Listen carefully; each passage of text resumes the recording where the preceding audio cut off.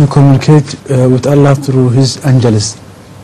So, sir, what will be the state of the angels after we also become spiritual beings? We communicate to Allah through angels. So what will be? We do not communicate with Allah through angels. We address Him directly. This was. Who told him that? He just mentioned it like that. We never communicate to Allah through angels. You always speak directly to Allah.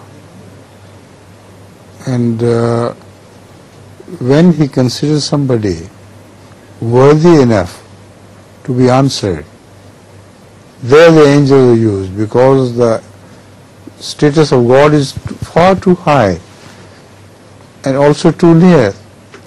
So near in the sense that you speak something from your heart, you say something and He knows it there and there.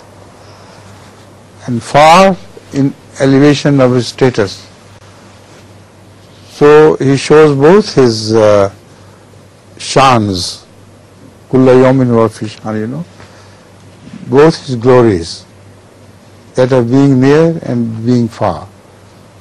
So when He speaks to humans, most often He speaks from behind the curtain.